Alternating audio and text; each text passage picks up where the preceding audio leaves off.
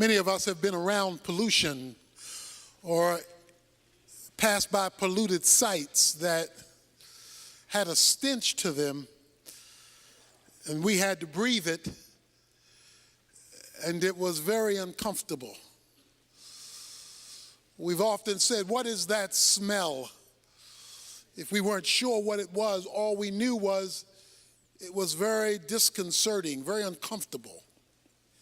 And so we quickly desired to pursue good air, clean air, uncontaminated air, so that we could function. It's hard to function when the air is putrid, when it has been contaminated by that which causes a loss of sense.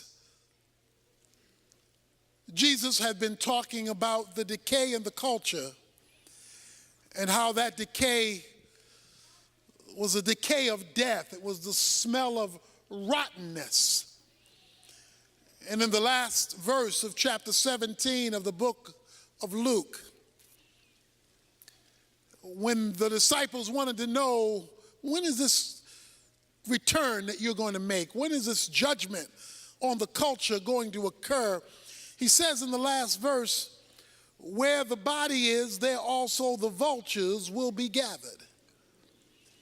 He says, when you see a corpse that has died and rigor mortis is setting in, vultures circle, waiting for the demise in order that it might pounce on them and render judgment to the decaying or diseased or dead body. He talks about vultures circling around this thing called death. It is clear that you and I live in an environment, in a world that has been contaminated by sin, bringing about a smelly way to live, a polluted world, which leads Jesus to identify a widow, a woman, to make an astounding principle that I want to leave with you today. In this polluted society where death reigns and vultures gather, he told them a parable. He states the premise of the parable up front. He says in verse 1, at all times men ought to pray and not to faint. Some of your versions read, other versions read, lose heart. The idea is quitting, throwing in the towel, saying, I can't take it anymore. To faint means to become weary or discouraged and want to give up. Has anybody ever fainted? You can't take it anymore. You don't know how much longer you can endure this, because the circumstances hovering around you, the vultures that are hovering around you, are indicating a situation that is dead or dying, and you see absolutely no hope. The air is stale. In this stale air, Jesus says, I want to tell you, men should always pray and not faint. In other words, when the air is stale, you got to rise above it to where the clear air is. Men ought always to pray and not to faint. That is, you know air is stale because you are breathing. Your nostrils are taking in the scents, and you are breathing regularly. So you are smelling stale air regularly in terms of when you're in a putrid environment, because you're breathing it. And so there's no way to get away from it because you're always breathing. He says men ought to always pray and not faint. In other words, prayer is to be like breathing. The only time when you are conscious about breathing is when it's hard to do it. We breathe all the time, but don't think about it until there's a problem. If there's an asthma problem or an allergy problem or some problem that creates the need for additional oxygen, breathing now becomes a conscious activity because it's being interfered with. He says men ought to always pray and not faint. Men ought to always be in communication with God because your ongoing breathing in prayer will keep you in good air, even though you may be living in a bad atmosphere where the vultures are circling. There are people here to gather today where the vultures are circling around your life and ready to pounce on your situation because death has set in. Things don't look like they will ever get better. Things don't look like they will ever change. Things don't look like they will ever work out for you. And all you see are things going downhill and the vultures circling, ready to pounce on you and do you in. Coming off of that, Jesus says to his disciples, men ought to always maintain contact with God like breathe. It should be so normal that you're doing it even when you're not conscious you're doing it. Because it's a orientation, not just a position. Prayer is not just getting on your knees. It's not just clasping your hands. It's not just closing your eyes. It's not even just mouthing words. Prayer is an atmosphere of operating. You are operating in connectivity with God. Or as the word we've looked at last Wednesday, abiding. This is the air I breathe. The song says, I am in constant contact with God, which means that you are praying more than you know you're praying. See, sometimes we're praying and we identify the formal times. But there ought to be informal time because if prayer is an atmosphere, if it's a breathing, then that means you're in contact with God as a normal way of functioning, not just as a scheduled activity that you do. There's this orientation. He wants men to always pray and not think. That's his thesis, his major point. Where God is interfaced with as a way of life, not simply as a schedule. There ought to be that, the time in your closet, a scheduled program. That leads him to a story that he wants to tell about this that is extraordinary. And most of us have read this story many times, but perhaps there's something in here that you may never have seen before, yet I believe it is the epicenter of the point of the parable and will totally change your life, my life, if we grasp it. In a certain city, we're told, there is a judge who does not fear God nor men. In other words, he doesn't care what God thinks, and he doesn't care what people say, because he is the judge. During biblical times, it was a lot like Western times, when there would be the circuit judges and the Western towns would wait for the judges to come to hold trials, and the judges would go from town to town to town, and they would hold the criminals in the town jail until the judge came to render a verdict. So they were circuit judges. And so these judges would go from town to town to town to mitigate cases relative to issues that had popped up in the town. So there is this judge, but we're told something about the judge, that the judge is an unrighteous judge. In other words, he does not operate legally. He does not operate according to the rules. He makes up the rules as he goes, and he doesn't care what God thinks or what rules men have passed. He's going to do his own thing. Judges like this were easy for bribes. The wealthy could always be set free because the wealthy could buy their way out of their problems. And since he wasn't righteous, he could easily be bribed. So we're told that there is this judge. He's going to render judgment, but he's not going to do it righteously.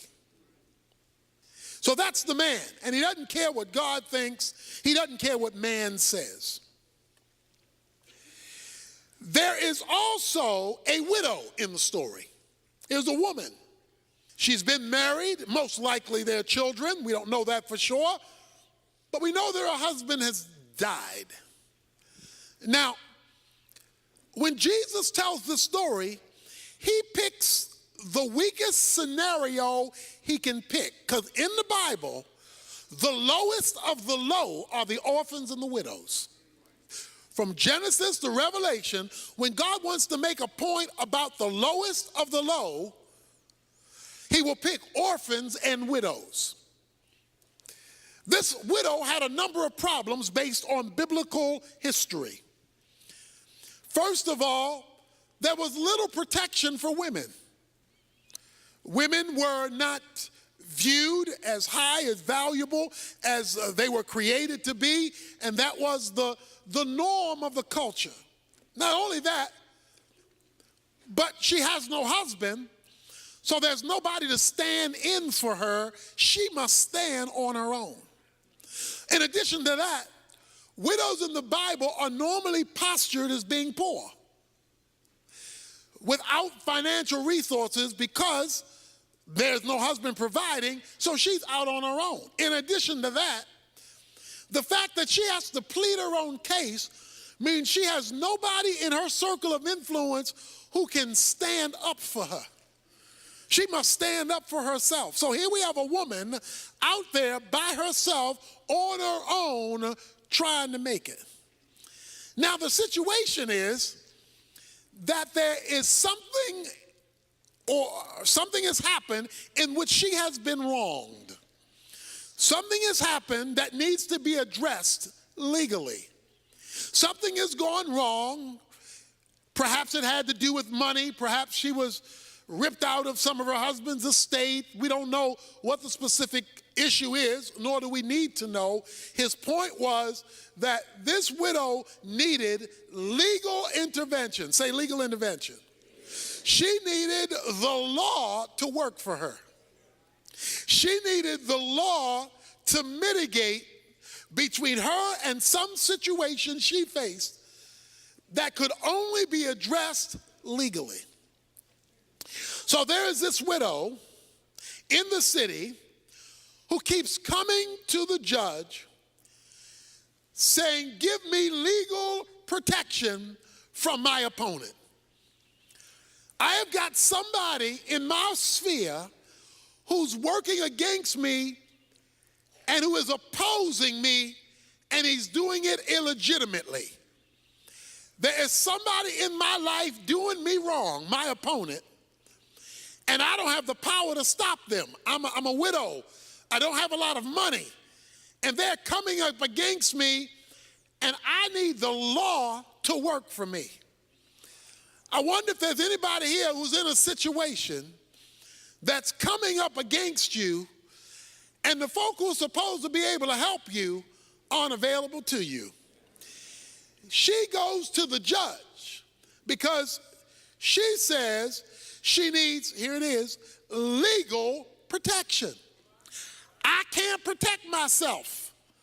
I need the law to protect me. Judge, will you intervene on my behalf so that I can get my opponent off of my back and get justice in my situation?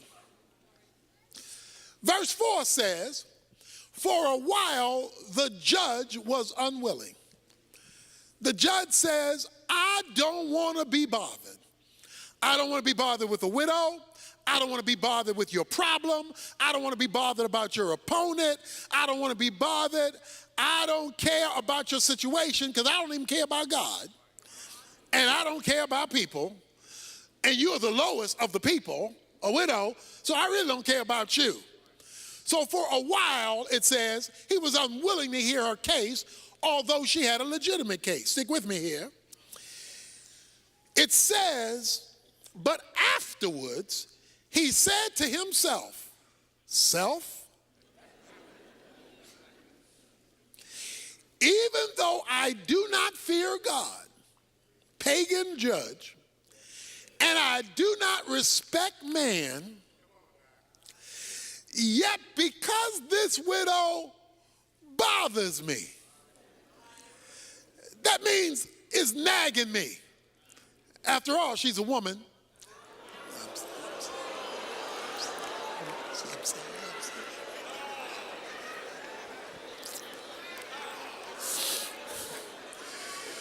Let's give the benediction.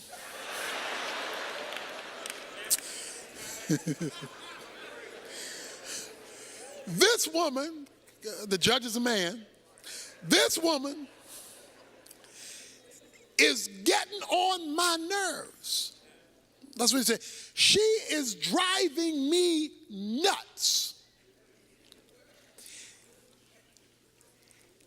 He says, I don't respect God, I don't respect man. I will give her legal protection. Say legal protection. According to verse 3, she was seeking legal protection. Say legal protection. Okay, keep that in mind. I'm going somewhere. Even though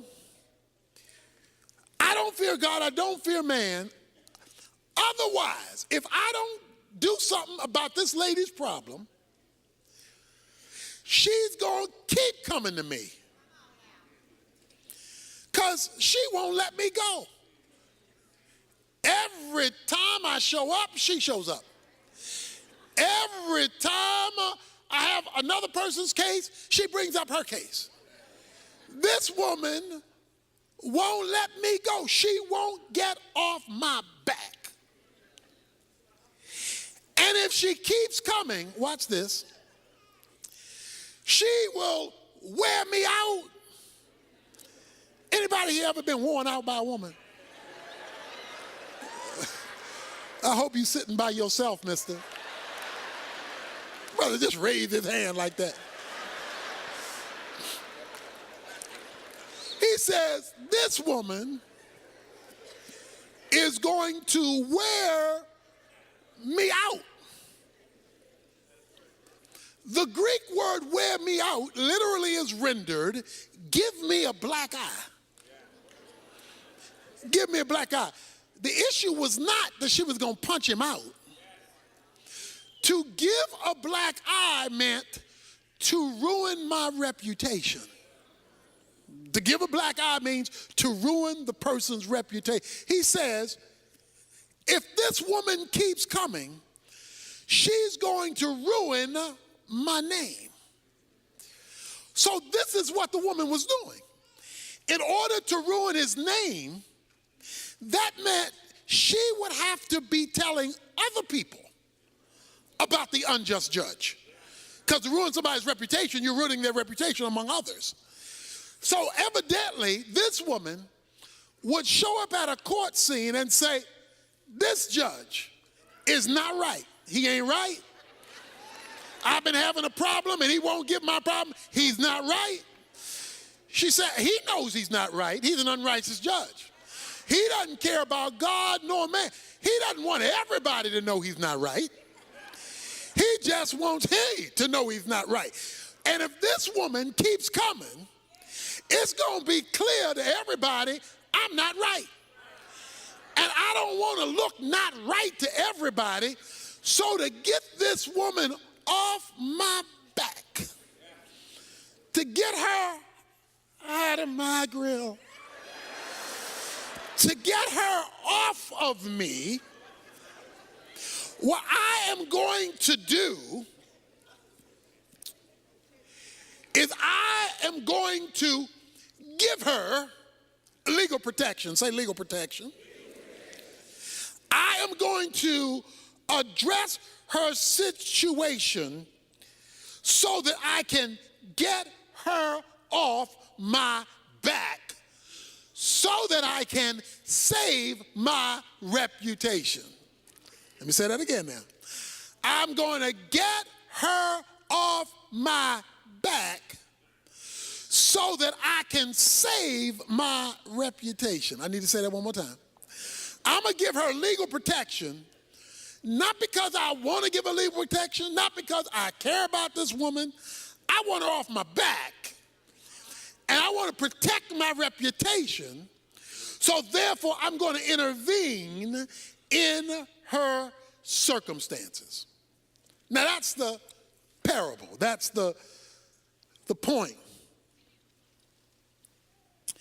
Now Jesus wants to apply it. Why are you telling us this, Jesus? In this place of bad air, where the vultures are circling, we're to maintain constant contact with God, and you tell us this story about a judge and a widow woman. What's the point? And the Lord said, verse 6, hear what the unrighteous judge said. In other words, pay attention to the unrighteous judge. Now, the widow is critical to the story, but to get the point of the story, pay attention, Jesus said, to what the unrighteous judge says. I don't fear God, I don't fear men, but this woman is driving me crazy, and she's going to ruin my reputation. Pay attention to that, Jesus says. And then make a contrast. Here's the contrast. Verse 7. Now will not God bring about justice for his elect who cry out to him day and night, and will he delay over them long? Jesus says this. Listen to what the unrighteous judge said, because he says if you miss what the unrighteous judge says, you're going to miss the whole point. He says, an unrighteous man who didn't care about God, he didn't care about people, he didn't care about legalities, he didn't care about justice, he cared about his reputation. He cared about his name and not being nagged to death by this woman. He was out to protect his name. And in order to protect his name, he had to respond to this woman, because this woman was giving him a black eye, messing up his name, his reputation. He had to do something, because as bad as he was, he cared about his reputation. He says, now, if a wicked judge cares about his reputation, and he wrong, but he still cares about his reputation, will not God, who's not an unrighteous judge, he's a righteous judge, will not God, verse 7, bring about justice for his elect? The widow was a stranger to the judge. The elect are not strangers to God. The elect are God's chosen ones. They're God's children. You and I, who belong to Jesus Christ, make up God's elect. If an unrighteous judge who doesn't care about God nor men will bring legal protection to a stranger to protect his reputation, how much more will God bring about justice to his children, his elect, since he's the righteous judge and does care about justice, and will he delay long over them? Now, what I want to draw your attention to is a phrase that I've been asking you to repeat. Legal protection. See, it's easy to read the story, and twice in the story, the word legal protection is raised. Twice. And its cousin is raised in verse 7, justice. She was seeking justice through the legal protection of the law. But let's put it another way. The issue for the widow was not whether the judge liked me. It was not whether the judge knew me. It was not whether the judge felt sorry for me. The issue on the table was the law. I need you to bring the law to bear on my situation, because I'm being unjustly treated by my opponent. I need legal intervention. Men ought always pray and not faint. But what gets God's attention is not simply him feeling sorry about you in the situation you're in. It's not merely him seeing you cry. It's not merely him seeing you're depressed. What brings heaven down to earth in the vulturous situation you may be facing is calling down your legal right. The issue was your legal right. See, what the woman had, she did not have the judge on her side. She had the law on her side. And even though the judge didn't care about the woman, she kept bringing up, but the law says. And when she brought up the legal thing, he had to deal with that, because for him not to address the law was to kill his reputation, because the judge was obligated to the law. Now let me explain what I'm trying to say here today. What I'm trying to say here is that God, who cares about us, we're part of the elect, who's righteous, has concern about his law. That is, God has obligated himself to his own word. God has obligated himself to what God has said himself. God is tethered to his own law. God can't do what the unrighteous judge was trying to do, because God by nature is righteousness. Righteousness is the divine standard, so God is tethered to his own standard. So God is always going to operate in concert with his own law. Now, the woman calls for legal protection, watch this now, because she knew she had the right to it. In other words, let me put it another way. If she didn't know what the law was, if she didn't know that the law, there were rules in the law book to deal with the situation she was facing, she wouldn't have been able to call on the law, because she wouldn't have known the law applied. It was her knowledge that there is a righteous law in the book that deals with my opponent's situation, and I'm going to the authorized person, the judge, to render the law on my behalf, that took her to nagging the judge. She could nag the judge even though the judge didn't care about her, because she knew what was written that was in the law book that applied to her situation. Not to know what was written is not to have a basis to appeal to the judge. Because remember, it says she wanted legal protection. She wanted something that would come from the law to act on her behalf. Hold your finger here. Turn back a couple of pages to Luke chapter 13. In Luke chapter 13, it's the Sabbath. The Sabbath was a law. It was one of the 10 Commandments.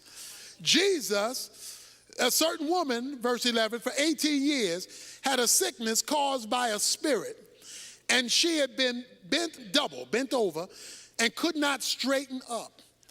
And Jesus saw her.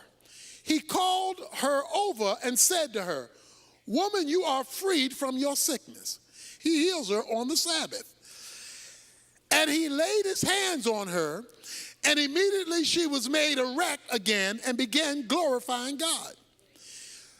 But the synagogue officials, indignant because Jesus had healed her on the Sabbath, began saying to the crowd in response, "There are 6 days in which work should be done, so come during them and get healed, and not on the Sabbath."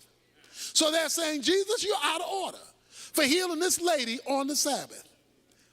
Jesus then says to them, "You hypocrites, does not each of you on the Sabbath untie his ox and his donkey from the stall and lead him to get water? And this woman," watch this, "and this woman," here it is, "and this woman, a daughter of Abraham. Not just this woman. I want to tell you who this woman is. She's a daughter of Abraham, who Satan is bound for 18 long years, should she not have been released from this bond on the Sabbath day. Watch this now. You hypocrites, you will release an ox on the Sabbath from being tied up so he can get some water. I come to release a woman who's been tied up for 18 years on the Sabbath. You're upset about me releasing a woman when you're not upset about you releasing a donkey. Let me tell you, Jesus says, why I released this woman. I released this woman because this woman, he says, is a daughter of Abraham. Watch this now. The Sabbath was the law given under Moses. Abraham precedes Moses. He says, there is a legal relationship I have to this daughter. Because there was a covenant made with Abraham by God that God would bring healing to his people in covenant with an Abrahamic agreement when the problem came from a spiritual source. We heard that the woman was bent over, but her medical condition, watch this now, was tied to a spiritual condition. It said Satan had so messed up her life that it showed up physically and she had to walk bent over. It wasn't just because of her age. It wasn't just because of calcification in her back. It was because the devil had so intervened in her life that her physical problem was tied to a spiritual dilemma. But the lady had something that the chief priest didn't understand. She had a legal relationship tied as a daughter of Abraham. And because of the legal relationship, it overrode the Mosaic law that says you can't do this on the Sabbath. But if you don't know your legal relationship, then you can't call on your legal relationship to deliver you from some of us have been in problems, situations, circumstances, and messes for 18 years. And we wonder why God hasn't come through yet, because we have not yet appealed to our legal right. But why haven't we appealed to our legal right? We don't know our legal right. And if you don't know the law, you can't appeal to the law. The widow knew the law and says, because the law is in place, I am going to bring the law to bear. If an unrighteous judge will submit to the law, even though he doesn't have regard for God and regard for man, how much more will a righteous God who is committed to the law appeal to the legal cause of his people? We get and we pray, but what we don't do is pray legally.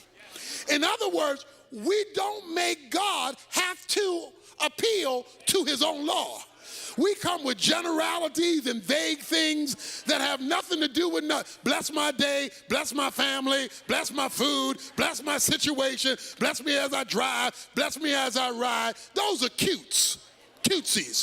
He says, when you've been jacked up for 18 years, when life has just messed you up, when you're like the widow and you have no place to turn, you need to know your rights. Everybody in here is an American citizen. You need to know your rights. If somebody wants to search your house and doesn't have a court-ordered right to come in there, you need to know your rights. You need to know your rights that you have a right to a lawyer if you are arrested. You need to know your rights, because if you don't know your rights and a policeman arrests you who doesn't fear God and doesn't fear man, he could jack you up if you don't know your rights. But when you know your rights, then you can call with authority on that which you deserve because of your legal status. He says men ought to pray, but not in some vague way. The best way to pray is to call God to have to respond to his own word, to call God to have to respond to his own truth. God, and see, the best way to pray is, God, here, let me show you, God. This is what you said. You said this. Let me read it to you, God. You said this. In case you forgot, God, you said this. I don't know if you read it lately, God, but you said this. You wrote this. So I'm talking to you about what you said. You say, well, what difference will that make? He tells you at the last verse, verse 8, I tell you that he will bring about justice for them quickly. However, when the Son of Man comes, will he find faith on the earth? He says, some of us have been waiting a lot longer than we should be waiting. Some of us have been struggling a lot longer than we should be struggling. Why? Because we'll talk to God about stuff, but we will not call on God in terms of his law, in terms of what he has written. And God is committed first and foremost, not to your feelings, not to your circumstance. He's first and foremost committed to his rules, his regulations, his guidelines, and his law. That's why, I love this too. The woman came and she verbally, publicly rendered out what the judge was supposed to be doing, because he's concerned about his reputation. So she is, watch this now, watch, here's the word, decreeing what should be done. What does Mark 11 say? He says, if you will say to this mountain, a mountain in the Bible is an impossible situation to climb over. That's what a mountain means. It's a circumstance you can't get over. It's a hump you can't get over. It's a situation you can't fix. It's a problem you can't solve. It's a situation that you can't change. That's a mountain. He says, if you will say to this mountain, speak it. See, decree your deliverance. But before he said speak it, a couple of verses before then he says, is it not written? So before he says speak it, you don't just go up to a situation and say, go, bye-bye, gone, disappear, hocus pocus. No, It says before, is it not written? And when Jesus says, is it not written? Then he comes and says, you can speak to this mountain. So here's what you're supposed to do. You're supposed to look at your situation, look at your opponent, look at your mountain, look at your bent over situation, then find out what God says about your situation, says about your mountain, says about your bent over situation. Then you're supposed to speak to your mountain, speak to your situation, speak to your scenario, and tell the situation what God said. Tell the person what God said. Speak to it in the name of the law. And will not God move swiftly? Verse 8 says, won't he show up quick? Won't he come out of nowhere? Won't he show up in a way you never expected? If he can get you to function legally with him, to function based on his revelation, not just based on how you feel, not just based on the fact you're sad, not just based on the fact that, I've been in this a long time. You could be in it for another 18 years, unless you remember you're a daughter of Abraham and that you have legal rights to be picked up when the devil has bent you over. He says, men ought to always pray like this. Men ought to always talk to God like this. And he says, and when you relate to God like this, you will see him move swiftly. That means, swiftly means all of a sudden. Swiftly means out of nowhere. Swiftly means, where did that come from? That's what swiftly means. For the Bible says in Isaiah 46 that God will establish his purposes. The Bible says in Job chapter 22, verse 28, decree what God is to do and so that God can get it done. So you ought to speak to your situation, but in the name of God, not your words. You ought to speak his words into the situation, because God is not bound to what you think. He's not bound to what other folk think. He's not bound to how you feel. He's not bound to how other folk feel. He's not bound to what you've been raised to believe or what other people think you ought to believe. He's not bound to your mama. He's not bound to your daddy. He's not bound to your friends. He's not bound to your coworker. He's not bound to your supervisor. He's not bound to your neighbor. He's not bound bound to your governor. He's not bound to your president. He's bound to his own word. And that's the only thing that he will commit himself to. Somebody ought to be willing to pray now. Somebody ought to be willing to call on him now, day and night, night and day. You ought to get up and say, that's what you said. You ought to go to bed and say, that's what you said. I'm holding you to what you said. And he said, if he can see that you're appealing to his law day and night, out of nowhere, you will see divine intervention. Let's stand.